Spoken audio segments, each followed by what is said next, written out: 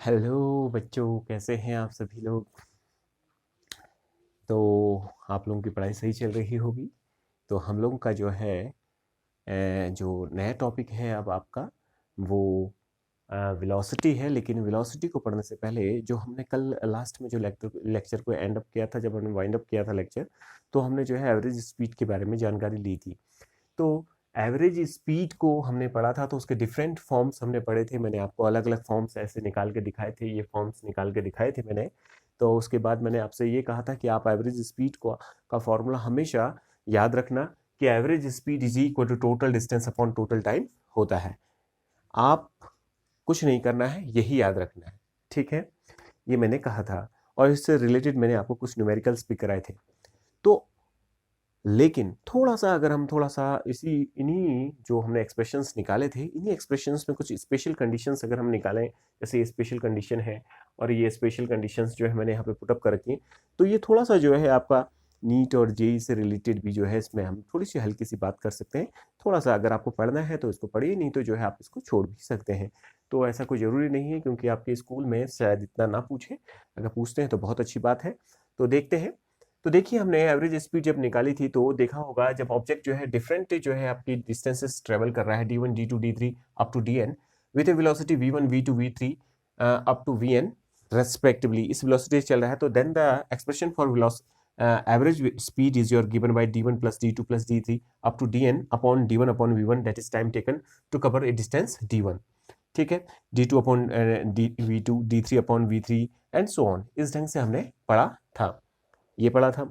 अब यहां तक तो हम पढ़ चुके हैं, लेकिन एक जो है इसमें स्पेशल केस डाल रहे हैं, विशेष कंडीशंस डाल रहे हैं। उस कंडीशन में देखते हैं कि इस एक्सप्रेशन में क्या फर्क पड़ता है और ये एक्सप्रेशन कैसा नजर आता है हमें। ठीक है, तो अगर हम ध्यान से देखें, ये जो D1 D2 D3 different distances हमने ली हुई हैं, अगर मैं इन सबको इक्वल ले लूं, that is D1 is equal to D2 is equal to D3 is equal to up to Dn is equal to, let it be D, मान लिया, वो हमने D मान लिया। तो अगर हम ऐसा ले लेते हैं, तो इस केस में in place of D1 D2 D3 हम क्या पुट कर सकते हैं, डी पुट कर सकते हैं। इसी प्रकार से यहाँ पे भी जो है देखो D1 D2 D3 तो डी पुट कर सकते हैं। तो ऊपर वाले D एंड D हैं, उनको अगर जोड़ेंगे, हम ऐड अप करेंगे तो एन डी आएगा, और नीचे वाले D को मैंने कॉमन निकाल दिया, तो वो D और D कैंसिल हो जाएगा। तो अगला एक्सप्रेशन हमारा क्या आ गया है, V average is equal to N upon 1/V1 plus 1/V2 plus 1/V3 ऐसे सो ऑन 1/Vn आएगा। ठीक है, अगर मैं इसको इधर मल्टीप्लाई कर दूं और n को नीचे मल्टीप्लाई कर दूं, तो और ये वी एवरेज को नीचे ऐसे मल्टीप्लाई कर दूं, तो 1/वी एवरेज, यानी कि इनका रेसिप्रोकल ले लूं, तो कुछ इस प्रकार से मुझे नजर आएगा। ये तो देखिए जरा, यहाँ पे n कहाँ, ये समेशन है, दैट इज रेसिप्रोकल सम है किसका, वेलोसिटीज का। डिफरेंट जगहों पे जो है जो वेलोसिटीज अलग अलग हैं, D1 डिस्टेंस के लिए V1, ये D डिस्टेंस के लिए V1, D2 डिस्टेंस के लिए V2, ऐसे ये है आपका। तो ये वेलोसिटीज है, तो रेसिप्रोकल सम है वेलोसिटीज का। तो इसको कैसा लिख सकते हैं, समेशन का सेंस लगा के, यानी कि समेशन का साइन लगा दिया। तो वेलोसिटी कहाँ से कहाँ तक वेरी करिए, 1 to n, तो i is equal to 1 to i is equal to n, यहाँ पे 1 अपॉन vi। इस एक्सप्रेशन को देख के क्या पता चला, that is 1/v average is equal to 1/n summation, that is sigma i is equal to 1 to i is equal to n 1/vi। यहां से क्या पता चला आपको, यहां से ये पता चला कि ये v यानी कि जो है इसकी जो एवरेज स्पीड है वो रेसिप्रोकल सम है जितनी भी वेलोसिटीज डिस्टेंसेस को ट्रेवल करने के लिए दी गई हैं। तो यहाँ जब वो डिस्टेंसेस इक्वल है, ठीक है, अलग अलग वेलोसिटीज से तो वो ट्रेवल कर रहा है, तो यहाँ इससे हमें कंक्लूजन निकला कि ये जो एक्सप्रेशन है, ये एक कौन सा एक्सप्रेशन है, ये एक हार्मोनिक एक्सप्रेशन है। कैसा एक्सप्रेशन है बेटा, हार्मोनिक। तो ये एक मीन है, क्योंकि ये समेशन है, एन से डिवाइड हो रहा है, तो हार्मोनिक मीन है। तो ये एवरेज स्पीड क्या कहलाएगी, average speed is the harmonic mean of individual speed. तो अगर आपसे प्रश्न पूछ लीजिए कि किस केस में एवरेज स्पीड जो है आपका हार्मोनिक मीन हो जाता है स्पीड्स का, तो वो किस केस में होता है, जब जो है डिस्टेंस वो सेम डिस्टेंस ट्रेवल कर रहा है, डिफरेंट स्पीड से करेगा, तो इन दैट केस जो है आपका क्या हो जाएगा, the average speed is the harmonic mean of individual speed. ये आप लोग नोट करेंगे। अब ये हार्मोनिक क्या होता है, ध्यान से समझते हैं। हार्मोनिक तो आपने देखो अर्थमेटिक पढ़ा होगा, अर्थमेटिक प्रोग्रेशन क्या होता है, जैसे 1 2 3 4 that is the difference between two number is your 1, मतलब is the same, that is 1 2 3 4 5 6 7 8, all these numbers are in arithmetic progression. If the reciprocal of these, we will take the reciprocal of these number, that is 1 by 1 plus 1 by 2 plus 1 by 3 1 by 4, this expression is called harmonic expression. इसी को हम क्या कहते हैं, harmonic expression. Here the velocities is also is in the form of a reciprocal form, that is 1 by v1 plus 1 by v2 plus 1 by v3 up to vn. So when the distance traveled by an object is same in every interval, if in with different velocity, that is v1 v2 v3, in that case their average speed become always equal to the harmonic mean of their individual velocity. तो ये एक बहुत important conclusion हमने यहाँ से draw किया, आप यहाँ से स्नैपशॉट लेके इसको नोट कर सकते हैं, ठीक है। अब दूसरा कंडीशन क्या लिया, दूसरा हमने देखो डिफरेंट स्पीड से जो है डिफरेंट जो है डिस्टेंसेस ट्रेवल कर रहा है और डिफरेंट टाइम आपको प्रोवाइड कर रखे, अभी डिस्टेंस गिवन नहीं है, ठीक है। तो इसका एक्सप्रेशन हमने एवरेज स्पीड का ऐसा निकाला था, तो स्पेशल केस लगाया यहाँ पे, अब टाइम इंटरवल हमने सेम ले लिया, let t1 t2 t3 is equal to tn, tn के बराबर ले लिया, अप टू tn t के बराबर ले लिया, that is t1 t2 different velocity से ये डिस्टेंसेस जो ट्रेवल कर रहा है, उसमें जो t1 t2 t3 जो समय है वो सभी हमने क्या ले लिए, इक्वल ले लिए, लेट इट बी t, ये देख लीजिए आप, ठीक है। तो उस केस में ये एक्सप्रेशन कैसे नजर आएगा, v into v1 into T, v2 into T, ऐसा आएगा, और in place of t1 t2 t3 you can put t, आप पुट t कर सकते हैं, t को पुट कर सकते हैं, तो हमने लिख लिया। तो अब देखिए जरा, ये मैंने t को कॉमन निकाला, t कैंसिल हो जाएगा, इसको ध्यान से देखिए, ये तो आपने जैसा जो है 10th में पढ़ा होगा, मीन निकालते थे आप, जब जो है बहुत सारे नंबर्स आपको दे रखे हों तो आप मीन निकालते थे, तो उस मीन को हम अर्थमेटिक मीन भी कहते हैं इन ए प्रॉपर मैनर। तो देखिए जरा इस वक्त क्या हो जा रहा है, जब जो है कोई ऑब्जेक्ट जो है डिफरेंट डिस्टेंसेस ट्रेवल कर रहा है, वेलोसिटीज डिफरेंट है उस वक्त, और टाइम जो है उन डिस्टेंसेस को ट्रेवल करने के लिए जो डिफरेंट वेलोसिटी से ट्रेवल कर रहा है वो सब क्या हो, सेम हो, तो उस केस में जो है जो ऑब्जेक्ट की एवरेज स्पीड होती है वो हमेशा किसके बराबर होती है, अर्थमेटिक मीन के बराबर होती है। तो यही हमने लिखा है, यही कंक्लूजन निकलेगा इस पे, average speed is the arithmetic mean of individual speeds. तो ये आप लोगों को याद रखना है, ये बिल्कुल स्पेशल कंडीशंस में है तब। तो जैसे आपसे पूछ लेगा कि किस कंडीशन में जो है आपका अर्थमेटिक मीन के बराबर होता है एवरेज स्पीड, किस कंडीशन में जो है आपका हार्मोनिक मीन के बराबर होता है आपका एवरेज स्पीड, तो you can easily know these two facts, या इजिली जान सकते हैं इन दो फैक्ट्स को आप, ठीक है। तो ये आप लोग एक बार देख लीजिए, स्नैपशॉट ले लीजिए, आपको कोई प्रॉब्लम नहीं होगी इसमें, ठीक है। तो अब हम आगे पढ़ते हैं, देखिए जरा ध्यान से, स्पीड। तो व्हाट इज स्पीड, स्पीड क्या है, सॉरी स्पीड तो हम पढ़ चुके हैं, मैं थोड़ा सा स्लिप कर गया यहाँ पे बोलते हुए। तो अभी हम जो है आपका क्या पढ़ेंगे आप, वेलोसिटी, जैसा कि मैंने कहा था कि आज हम वेलोसिटी पढ़ेंगे, और सेकंड थिंग आपका एक्सेलरेशन पढ़ेंगे। तो हमारा आज का नया टॉपिक है वेलोसिटी। तो सबसे पहले क्वेश्चन ये आता है कि हम वेलोसिटी पढ़ क्यों रहे हैं, जब हम स्पीड पढ़ चुके हैं, that is distance travel in a given interval of time will give the sense of speed, that is distance per unit time will give the sense of speed। जब हमें पता ही है कि ऑब्जेक्ट इस स्पीड से चल रहा था, what is the need of velocity here, यहाँ पे वेलोसिटी की क्या जरूरत है, तो बहुत ही इंपॉर्टेंट जरूरत है बेटा। हम देखिए, जब भी अब मैं बात करूं कि स्पीड की और वेलोसिटी, इन दोनों में बहुत अंतर है। कैसा अंतर है, जैसे स्पीड जो है सिर्फ न्यूमेरिक को बताता है, that is the numeric digit attached with A physical quantity. जैसे मान लीजिए मैंने कहा कि आप 5 मीटर पर सेकंड की स्पीड से चल रहे हैं, it will give the idea that you are travelling 5 metre in 1 second, ठीक है, बट किस डायरेक्शन में चल रहे हैं इसका बारे में कोई सेंस नहीं दे रहा है। तो इस सेंस को भी यदि इसके अंदर इंक्लूड कर दें हम, इस सेंस को भी यदि इसके अंदर इंक्लूड कर दें, that is if you include, ठीक है, क्या इंक्लूड कर दें, the direction in speed, if we include direction in speed, then this particular physical quantity is called velocity। इसी को हम क्या कहते हैं, velocity, यानी कि स्पीड के अंदर यदि हम क्या कर दें, उसकी दिशा को भी बोलें। जैसे मैं बोलूं कि मैं नॉर्थ ईस्ट डायरेक्शन की ओर 10 मीटर पर सेकंड की स्पीड से जा रहा हूं, तो देखो 10 metre per second is your speed, that is it has only magnitude, यहाँ पे मैग्नीट्यूड का सेंस है, that is it has only numeric, ठीक है। 10 metre per second, that is I am travelling 10 metre in 1 second, but in the direction of north east की दिशा में मैं जा रहा हूं। तो यहाँ पे आपका एक नई चीज आ गई। तो इसको दिखाने के लिए क्या ये दोनों का फॉर्मूला एक जैसा होगा? नहीं, बिल्कुल नहीं।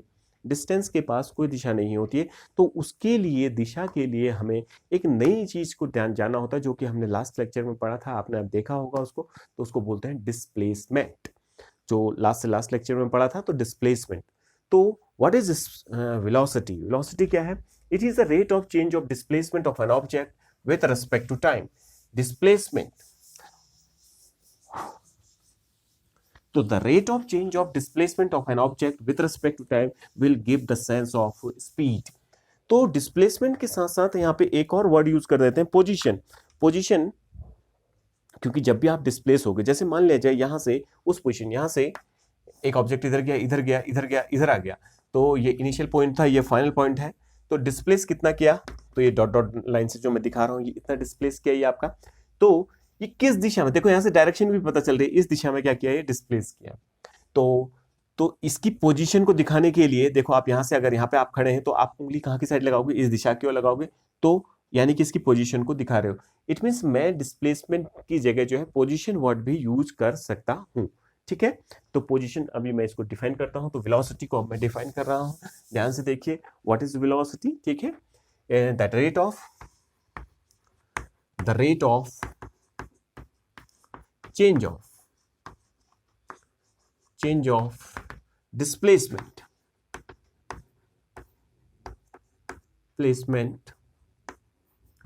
of the object। अभी एक मिनट, थोड़ा सा डिस्प्लेसमेंट के साथ एक और चीज, डिस्प्लेसमेंट, या आप कह लीजिए पोजीशन को भी, डिस्प्लेसमेंट और पोजीशन वर्ड भी यूज कर सकते हैं बेटा, ये दोनों चीजें एक जैसी ही हैं। Position, the rate of change of displacement, that is position भी लिख सकते हैं, displacement of an object with respect to, WRT का मतलब with respect to time is called velocity। तो velocity is defined as the rate of change of velocity. अब मैं कहीं पे भी कुछ भी वेलोसिटी की बात करूं, तो वेलोसिटी यही होगी बेटा, हमेशा वेलोसिटी यही होगी। जैसे मान लीजिए आप एक ऐसे करके डिस्प्लेस कर रहे हैं एक स्ट्रेट लाइन में, बिकॉज यहाँ पे हम स्ट्रेट लाइन को ही पढ़ रहे हैं, स्ट्रेट लाइन मोशन चैप्टर का नाम है। तो इनिशियल पोजीशन ये थी आपकी, आप पहले जो है इतना डिस्प्लेस करें, x1 डिस्प्लेसमेंट हुआ आपका, ठीक है, और बाद में आप यहाँ पे पहुंच गए, this displacement is your x2, ये x2 हो गया, तो your displacement is your this, माना यहां पे समय t1 लगा और यहां पे समय t2 लगा, ठीक है। तो यहां से मैं डिस्प्लेसमेंट देखना चाहता हूं, तो t1 समय से t2 समय तक जो है डिस्प्लेसमेंट कितना हुआ, यहां से यहां तक जाने में t1 समय लगा, यहां से यहां तक जाने में t2 समय लगा। तो what is the displacement of this particle in the interval t2 and t1? इसका डिस्प्लेसमेंट कितना हुआ? देखिए x2 माइनस x1। तो पहले इसका एक्सप्रेशन लिख लेते हैं, velocity is equal to displacement, change in displacement, change in displacement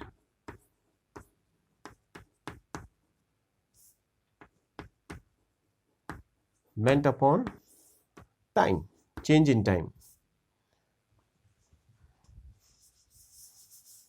इसको थोड़ा सा मिटा लेते हैं बेटा, क्योंकि अब इसकी जरूरत नहीं है।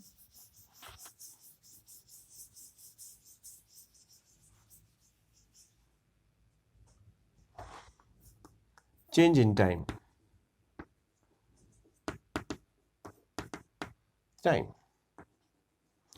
suppose the initial position of an object at an instant of time t1 is your x1, initial position कितनी है? x1 है, and at time t2 its position from origin is your x2, then the displacement of this object in a time interval t1 and t2 is given by x2 minus x1। so the velocity of this object v is equal to change in displacement में कितना change आया? x2 minus x1 upon change in time। change in time is your, पहले time समय t1 था, final time is your t2, that is t2 minus t1। तो आप कभी भी चेंज निकालते हैं तो फाइनल माइनस इनिशियल निकालते हैं। समझ में आ रही बात है क्यों निकालते हैं? जैसे मैंने कहा कि आपके जेब में जो है 10 रुपीज़ हैं, ठीक है, आप मार्केट गए, आपने 2 रुपीज़ वहाँ खर्च कर दीजिए, what is the change in money in your pocket? तो अगर मैं कहूँ तो कैसे निकालेंगे? 8 माइनस 10, 8 माइनस 10 किया तो वो -2 आएगा, माइनस साइन इंडिकेट है दैट यू लूज 2 रुपीज़, आपने 2 रुपीज़ जो है लूज कर दिए, यानी कि कम हो गए। समझ में आ रही है? नेगेटिव यानी कि डिक्रीज का सेंस दिखा रहा है। तो इन द सेम मैनर हम भी यहाँ पे जब भी कभी निकालेंगे चेंज, तो final minus initial, that is displacement is your this. तो इसी को हम ऐसे भी लिख सकते हैं, velocity is equal to x2 minus x1, that is change in displacement, change in position, dx delta x upon delta t, t2 minus t1 is your delta t, this is your velocity. तो velocity का expression वहां क्या था? वहां क्या था आपका? Distance upon time था।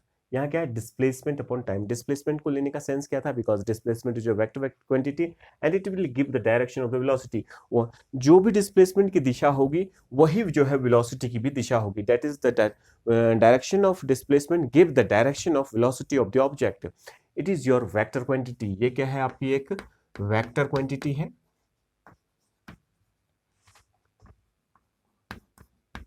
क्वांटिटी है, and its SI unit is metre per second. Metre per second. जो भी डिस्प्लेसमेंट है, displacement is also measured in metre, time is measured in second, so the SI unit of velocity is your metre per second. वो क्या होगी? आपकी metre per second होगी। तो यहाँ पे हमें एक बहुत इंपॉर्टेंट बात पता चली कि स्पीड से ये स्लाइटली कितना अंतर है इसमें, इन दोनों में, कि एक तो ये जो है आपका क्या है? डिस्प्लेसमेंट का चेंज है विद रिस्पेक्ट टू टाइम है, ठीक है। इसके पास दिशा भी मौजूद है, ये एक वेक्टर क्वांटिटी है। वेक्टर क्वांटिटी के साथ मैग्नीट्यूड तो होता ही है, इन द सेम टाइम जो है इसके साथ डायरेक्शन भी होती है। स्केलर क्वांटिटी वो होती है जिसमें सिर्फ जो है आपका मैग्नीट्यूड ही मैग्नीट्यूड होता है, दिशा से कोई मतलब नहीं होता है, यानी कि उसमें दिशा नहीं होती है। अभी हम जो है थोड़ा सा वेक्टर और स्केलर को थोड़ा सा अगले चैप्टर में पढ़ते हैं, तो इस वजह से थोड़ा सा, लेकिन अभी आप लोग इस चीज को जाने, ठीक है। ये आ गया। अब वेलोसिटी जो है आपकी जो होती है, जैसे डिस्प्लेसमेंट पॉजिटिव भी हो सकता है, नेगेटिव भी हो सकता है, इवन जीरो भी हो सकता है, ठीक है। तो जो डिस्प्लेसमेंट के बारे में हमने जानकारी दी, तो वेलोसिटी भी जो है आपकी क्या हो सकती है? पॉजिटिव भी हो सकती है, नेगेटिव भी हो सकती है, और जीरो भी हो सकती है, ठीक है। यानी कि आप इस सेंस को समझें कि ये नेगेटिव भी हो सकती है, ठीक है। यदि इस दिशा में ऑब्जेक्ट चल रहा है और ऑब्जेक्ट ने एकदम से अपनी जो है डायरेक्शन को चेंज कर दी, तो इस दिशा को यदि आप पॉजिटिव ले रहे हो, तो अगर नेगेटिव आ रहा है तो इट मीन्स वो अपनी ओरिजिनल डायरेक्शन की अपोजिट दिशा में चले गया है। नेगेटिव साइन ये इंडिकेट करने लग जाएगा आपको, ठीक है। तो ये आपकी थी क्या? वेलोसिटी थी, that is change in displacement of an object with respect to change in time. तो ये हमने आज की तारीख में यहाँ पे पढ़ा। तो ये थी आपकी वेलोसिटी की डेफिनेशन, ठीक है। अब वेलोसिटी भी जो है, जैसे जो है आपके वहाँ यूनिफॉर्म स्पीड थी, ठीक है, तो यहाँ पे भी यूनिफॉर्म वेलोसिटी भी होगी। तो यूनिफॉर्मनेस में यहाँ पे क्या होगा, तो उसके बारे में हम देख रहे हैं, ठीक है। तो इसको आप लोगों ने पढ़ लिया। तो मेन फॉर्मूला यही याद रख के रखना है बेटा, it is your change in position of an object with respect to time. Time होता है, पोजीशन कह लो या डिस्प्लेसमेंट कह लो। तो अब हम यूनिफॉर्म वेलोसिटी की बात कर रहे हैं। तो what is your uniform velocity? Uniform velocity क्या है, इसके बारे में हम थोड़ी सी जानकारी ले रहे हैं। तो देखिए वहां पे क्या था, अगर आप मेरे जो है पहले लेक्चर्स को देखें, तो यूनिफॉर्म स्पीड क्या थी? Equal distances equal interval of time में चले तो वो तो स्पीड हो जाएगी। यहां पे भी इक्वल डिस्टेंस इक्वल, क्योंकि मैग्नीट्यूड तो सेम रहेगा।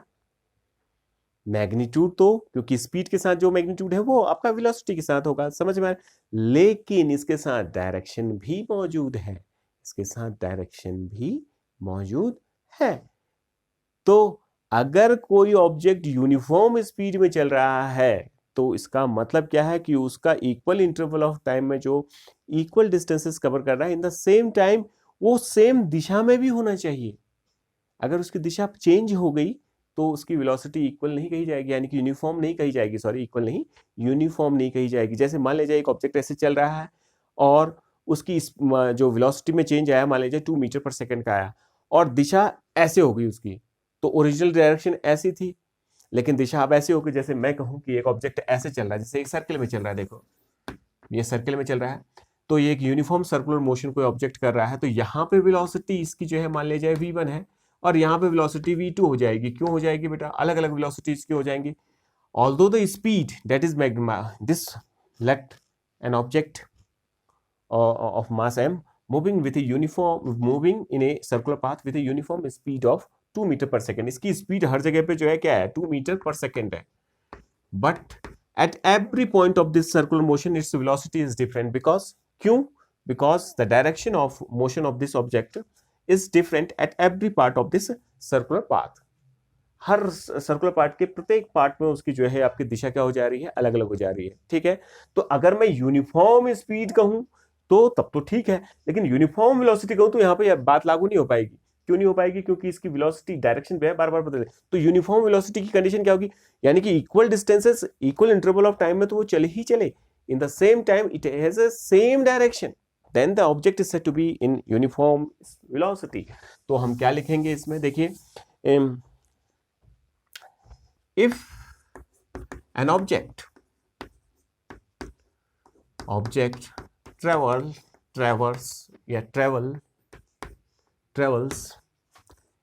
equal distances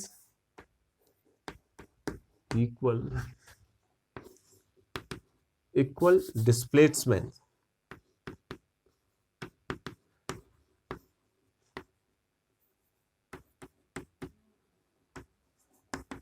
in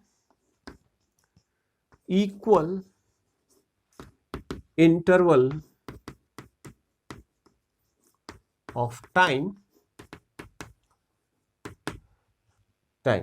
ये तो स्पीड के लिए हो जाएगा क्योंकि डिस्प्लेसमेंट या डिस्टेंस आ जाएगा, बट इस direction is same and the direction will remain same, then the object is said to be in uniform velocity। यानी कि कहने का मतलब क्या है कि जब ऑब्जेक्ट जो है इक्वल डिस्प्लेसमेंट करे इक्वल इंटरवल टाइम में, ठीक है, तो उस वक्त जो है यानी कि डिस्प्लेसमेंट ये है आपका, ये और ये तो सेम है, यानी कि मैग्नीट्यूड भी सेम हो जाए। ठीक है, बात क्लियर हो रही है? बात ये तो ये आ गया आपका। ठीक है, इन equal interval time.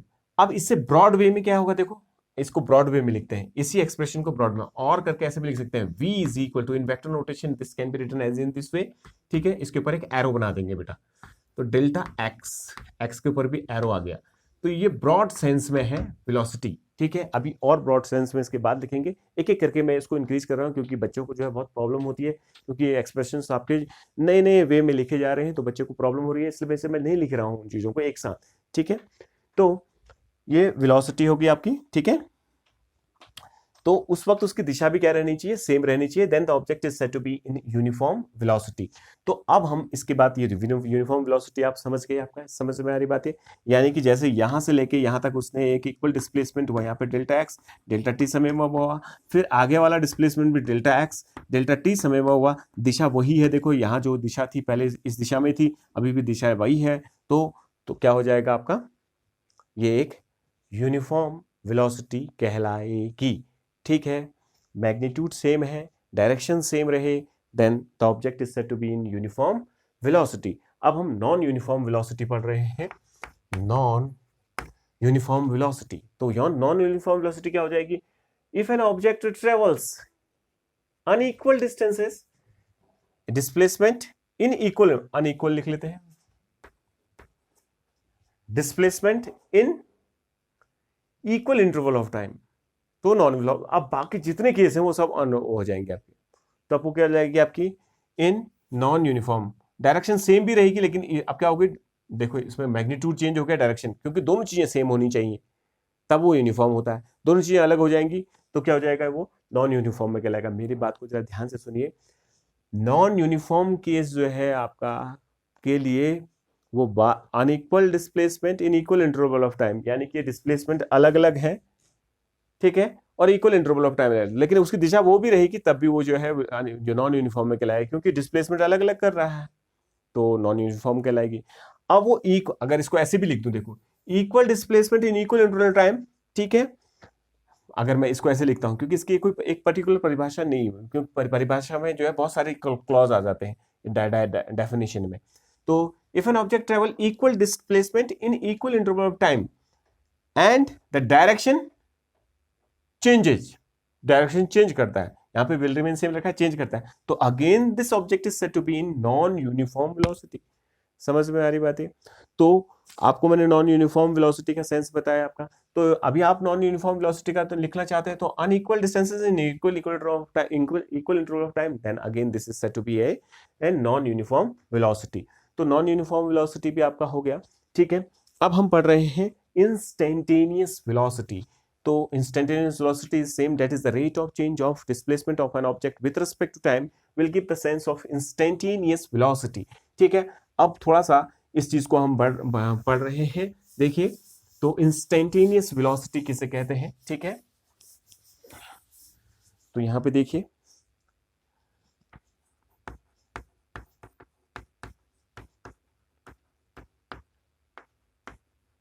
instantaneous velocity. What is instantaneous velocity?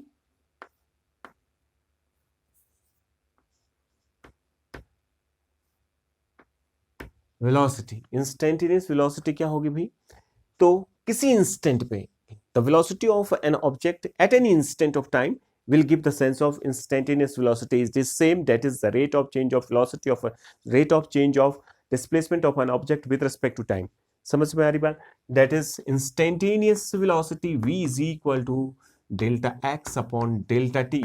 अब पर्टिकुलर इंस्टेंट पे निकालना है तो क्या करना पड़ेगा, टाइम को मैं जैसे मैंने मेरा पुराना लेक्चर देखिए, तो टाइम को छोटा करना पड़ेगा उस पर्टिकुलर इंस्टेंट पे। जैसे मान लिया जाए यहां से लेके यहां तक की जो वेलोसिटी थी वो delta X upon delta T, तो मुझे इस इंस्टेंट की चाहिए, इस इंस्टेंट की यहां से लेके यहां तक जो डेल्टा एक्स में परिवर्तन आया था, यहां से यहां तक जो डिस्प्लेसमेंट हुई थी वो डेल्टा एक्स थी, और कितने समय में थी, delta T. This will give the sense of velocity of the object, ठीक है। बट हम यहाँ पे क्या चाहते हैं, इंस्टेंट पे चाहिए, मुझे इस इंस्टेंट पे चाहिए। तो in that case the time difference between these two point should be equal to क्या होगा आपका, तो यहाँ पे एक लिमिट लगानी पड़ेगी, delta T tending to 0, and this expression become dx upon dt, d for difference in x, that is displacement upon change in time, d for change in difference, यानी कि difference in time, that is change in time, dx is your difference in position, that is change in position और change in displacement। तो same चीज हो गई। तो this is the expression for instantaneous velocity of an object. Again इसको हम कैसे define करेंगे, the rate of change of displacement of an object with respect to time, ठीक है, is called instantaneous velocity of an object. The expression for instantaneous velocity of an object is given by v is equal to limited delta t tending to 0 delta x upon delta t, which is equal to dx upon dt. तो in vector notation this can be written as in this way, इस वे से भी लिखते हैं इसको। ऐसा क्यों लिखा हुआ है, because velocity is your vector quantity, so तो जो वेक्टर है उसके ऊपर जो है एरो लग जाएंगे। वेलोसिटी एक वेक्टर है तो एरो है, दिखाने के लिए, अपने को बताने के लिए ना, कि मैं जैसे जो है बोल रहा हूँ कि जैसे स्टूडेंट्स को हम अलग से देखने के लिए क्या करते हैं, उनको एक यूनिफॉर्म पहना देते हैं, तो हम पहचान जाते हैं, अच्छा ये बच्चा जो है, ये बच्चा है, ये पढ़ता है यानी कि स्कूल में, क्योंकि इसके यूनिफॉर्म है। समझ में आ रही बात है? तो इन द सेम मैनर क्या है कि अगर हम वेलोसिटी को दिखाना चाहते हैं कि वेलोसिटी वेक्टर क्वांटिटी, तो उसके ऊपर क्या लगा दिया, एरो। तो this is the better expression for representing the instantaneous velocity in vector notation. अगर आप उस नोटेशन में लिखना चाहते हैं, नॉर्मल नोटेशन में, ओनली इन मैग्नीट्यूड नोटेशन लिखना चाहते हैं, तो this expression is written as in this manner, जो मैंने पहले लिखा था। तो वो कितना हो जाएगा, देखिए, delta X upon delta T, limit and delta T tending to 0, क्यों लग रहा है ये मैं आपको अभी बता चुका हूं। तो कितना हो जाएगा, dx अपॉन dt। ये मैग्नीट्यूड का सेंस दे रहा है, this will give the direction of, मतलब जो है डायरेक्शन, मतलब वेलोसिटी का सेंस, यानी कि जो है विद डायरेक्शन दे रहा है। ये सिर्फ मैग्नीट्यूड का सेंस आपको प्रोवाइड कर रहा है, ठीक है। तो ये आ गया, तो ये इंस्टेंटेनियस वेलोसिटी है। तो आप जैसे पूछ लीजिए कि आपसे, in which case instantaneous velocity become equal to uniform velocity, तो मतलब ऐसे अगर आपसे पूछता है, तो पहले एक और चीज पढ़ा लेते हैं, फिर उसको भी इंक्लूड करता हूं मैं आपका। अब लिखते हैं एवरेज वेलोसिटी, ठीक है। तो इसको मैं मिटा दे रहा हूं बेटा। तो अब हम एवरेज वेलोसिटी को पढ़ लेते हैं पहले, फिर उसके बाद मैं एक क्वेश्चन आपसे पूछता हूं, ठीक है। Average velocity, what is average velocity? जैसे एवरेज स्पीड आपने निकाली थी तो क्या निकाली थी बताइए? Total distance covered by an object upon total time taken, ऐसा किया था आपने। तो यहाँ पे भी ऐसा ही है, लेकिन यहाँ पे डिस्टेंस की जगह क्या है? डिस्प्लेसमेंट है। तो हम क्या लिखेंगे? V average that is average velocity is equal to total displacement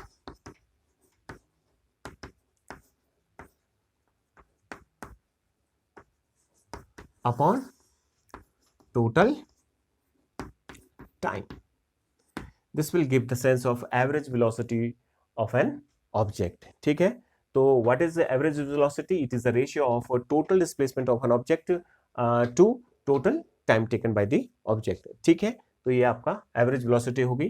तो यूनिट वही रहेगी, वेक्टर क्वांटिटी है, तो मतलब जो है आपका ये एक वेक्टर क्वांटिटी है। सेम वैसा ही जैसा मैंने कहा था ना, जैसा आपने जो है वेलोसिटी की डेफिनेशन, सेम चीज वही है, बस सेंस को समझना है, क्योंकि हर जगह थोड़ा थोड़ा सेंस क्या हो रहा है आपका, चेंज हो रहा है, ठीक है। ये आपका आ गया। अब एक क्वेश्चन मैं पूछता हूं, in which case the instantaneous velocity become equal to average velocity.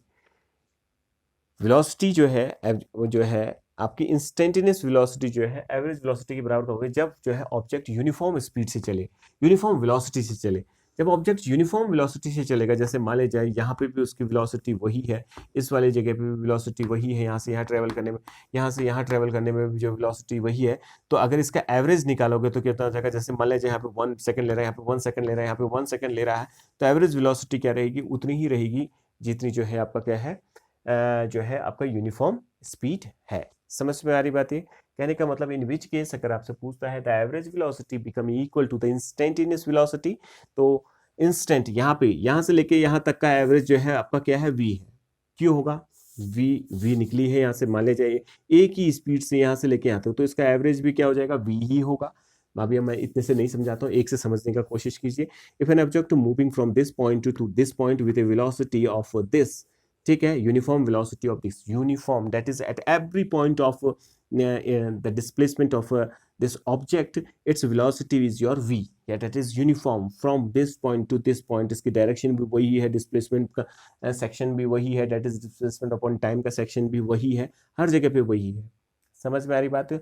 तो इस केस में एवरेज वेलोसिटी भी उतनी हो जाएगी। कैसे हो जाएगी? ध्यान से देखिए, हर जगह पे वेलोसिटी उतनी है, तो मैं अगर इसको लेना चाहूँ यहाँ पे डेल्टा टी, यहाँ पे मान लिया जाए उसने कुछ समय लिया, कितना समय लिया?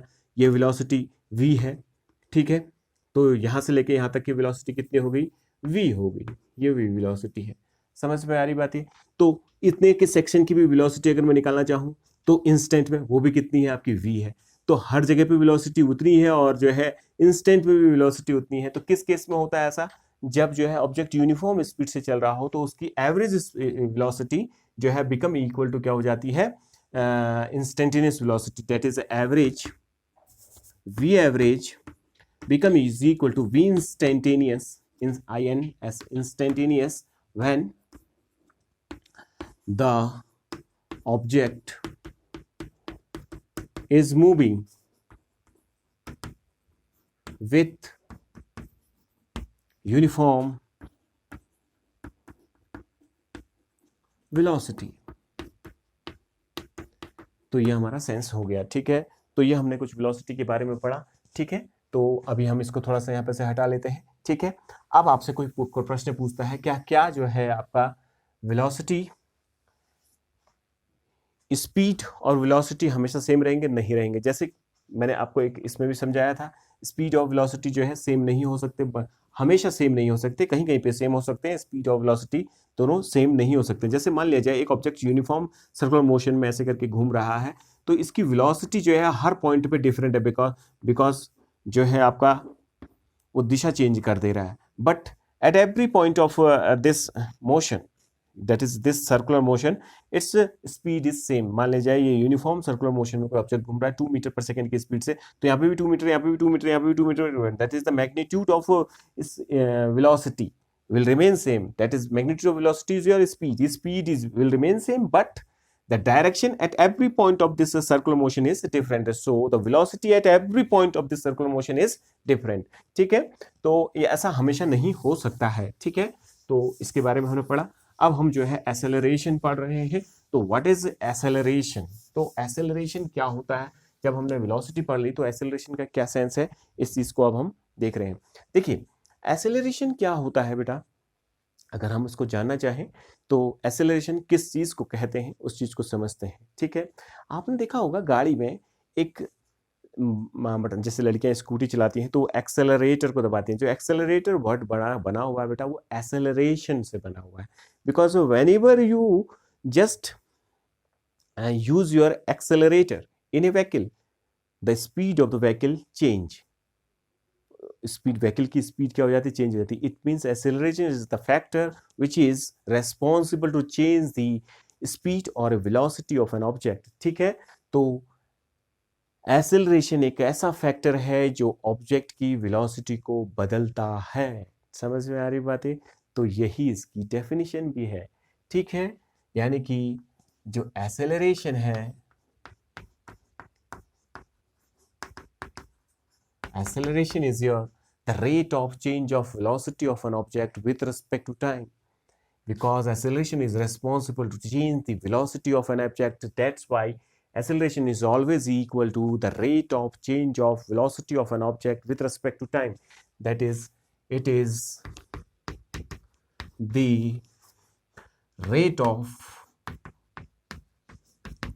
change of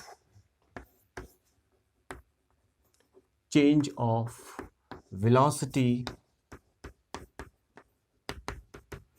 of an object with respect to time. ठीक है, मान लीजिए एक ऑब्जेक्ट यहाँ पे था, उस वक्त टाइम t1 था, उस वक्त उसकी वेलोसिटी v1 थी इस दिशा में, और कुछ समय बाद जो है वो t2 समय में यहाँ पे पहुंचा, इस वक्त इसकी वेलोसिटी v2 है. Then acceleration, the expression for acceleration पहले लिख लेते हैं बेटा. Acceleration is denoted by small a which is equal to change in velocity upon change in time, because the rate of change of velocity of an object with respect to time.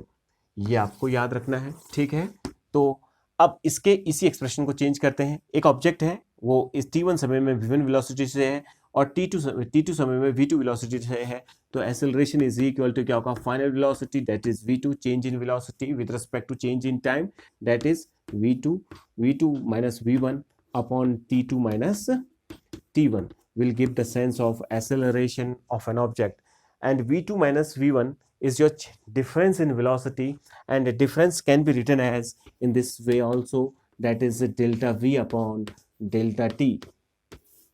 This is the expression for acceleration of an object. ठीक है, ठीक है, तो it is your vector quantity. ये again vector quantity है because it depend on velocity, change in velocity of the object. ठीक है ना.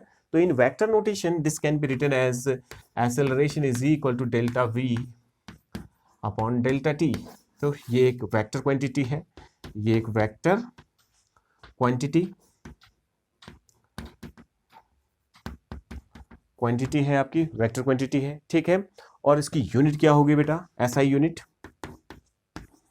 SI सिस्टम इंटरनेशनल के अकॉर्डिंग इसकी क्या होगी, देखो वेलोसिटी की स्पीड, वेलोसिटी की यूनिट क्या होती है, मीटर पर सेकंड. एक और टाइम है, देखो नीचे एक और टाइम है, इसकी लिख दी मीटर पर सेकंड, इसका भी क्या होगा सेकंड. तो second into second square that is metre per second square, that is metre per second square, जिसको आपने सेकंड चैप्टर में पकड़ना निकालना सीखा होगा. ठीक है, आप मेरे लेक्चर को देखो, हमने मेथड जो है आपका यूनिट निकालना सिखा रखा है. तो कैसे यूनिट निकालते हैं ये आपका आ गया. ठीक है, now what is instantaneous velocity. ठीक है, तो इंस्टेंटेनियस एक्सेलरेशन, तो ये आपको एक्सेलरेशन समझ में आ गया होगा. ठीक है, तो एक्सेलरेशन क्या होता है, acceleration is a physical quantity which is responsible to change the velocity of an object. तो किसी भी ऑब्जेक्ट की वेलोसिटी को चेंज करने के लिए जो फैक्टर यूज हो रहा है, जो फैक्टर है आपका, जो फिजिकल क्वांटिटी है, उस पर्टिकुलर फिजिकल क्वांटिटी का नाम जो है एक्सेलरेशन है. इसको हिंदी में त्वरण भी कहते हैं, त्वरण. ठीक है, हिंदी में इसको त्वरण कहते हैं बेटा. ठीक है, तो अब हम पढ़ रहे हैं instantaneous acceleration. Again the same thing, जो इसमें पढ़ा है वही है आपका, ठीक है, बस थोड़ा सा चेंज होगा। इंस्टेंटेनियस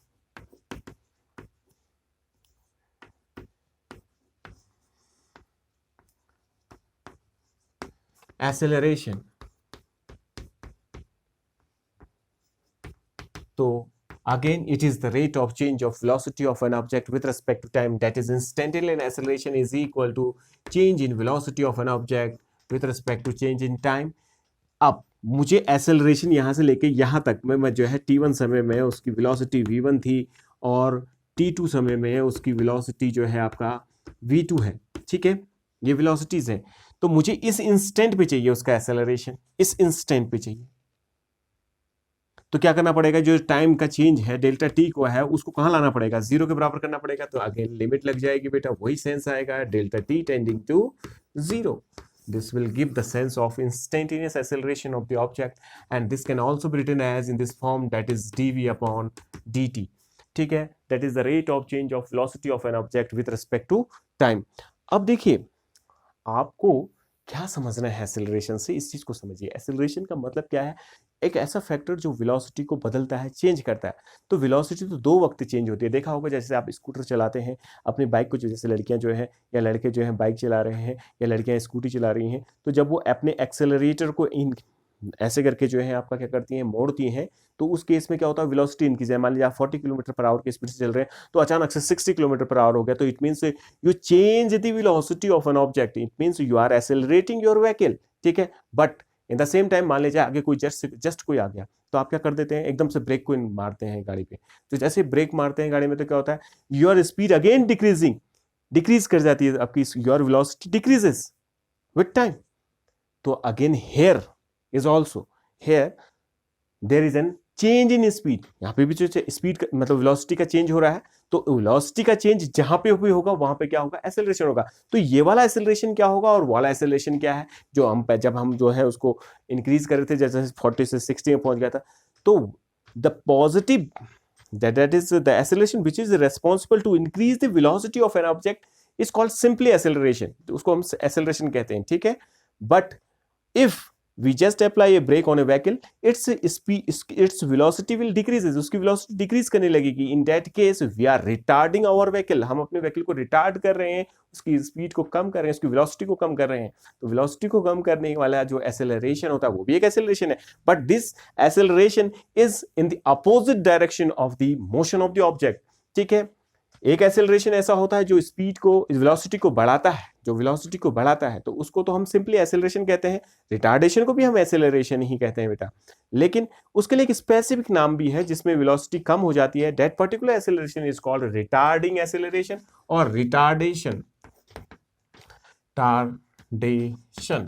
इसको नेगेटिव एक्सेलरेशन भी कहते हैं, नेगेटिव एक्सेलरेशन भी कहते हैं। Why this is called negative acceleration, because it is opposite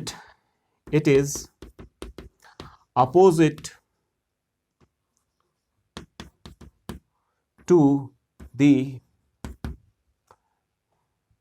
direction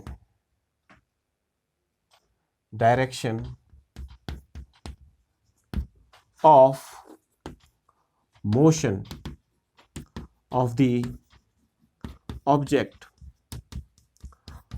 की अपोजिट दिशा में होता है। समझ में आई बात ये, तो ऑब्जेक्ट की अपोजिट दिशा में होने की वजह से ये क्या हो जाता है आपका, रिटार्डिंग एक्सेलरेशन। इसी को डिसेलरेशन भी कहते हैं और डिसेलरेशन भी कहते हैं।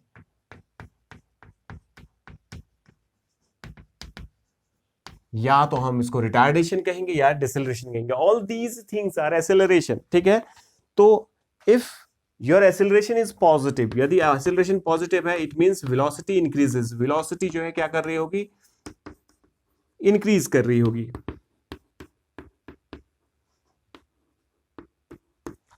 If the acceleration is your negative, in that case it is called retardation, उसको हम रिटार्डेशन कहते हैं, और वो वेलोसिटी को क्या कर रही होगी, डिक्रीज कर रही होगी।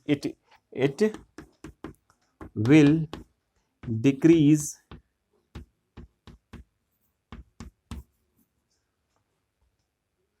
the velocity, ये वेलोसिटी को क्या करेगी, डिक्रीज करेगी। तो आज के लिए जो है हमने आज की जो तारीख में क्या क्या पढ़ा, आपने थोड़ा सा हमने एवरेज स्पीड के बारे में पढ़ा था, तो उस एवरेज स्पीड के एक डिफरेंट फॉर्म को पढ़ा था, फिर उसके बाद वेलोसिटी पढ़ी एंड वेलोसिटी के डिफरेंट फॉर्म्स पढ़े, और अभी जो है हमने एसेलरेशंस पढ़ा, और एसेलरेशन में भी जो जो एसेलरेशन हमारे पास मौजूद है, जैसे one is your positive acceleration, second one is your negative acceleration, it is called retardation, और इसमें इंस्टेंटेनियस एसेलरेशन को भी हमने पढ़ा। तो बेटा इनको थोड़ा सा ध्यान से अगर आप कर लें और लेक्चर्स को मिस ना करें, जब भी आप पढ़ते हैं तो एक जो है नोटबुक को लीजिए और नोटबुक में ये सारी चीज़ों को नोट कीजिए, तभी आप जो है ज़्यादा बेहतर जो है क्या कर सकते हैं। आपके नोट्स यहीं मैं सारे तैयार कर दूंगा, तो आप सभी लोग पढ़ते रहिए, तो मिलते हैं, ठीक है, ओके बाय।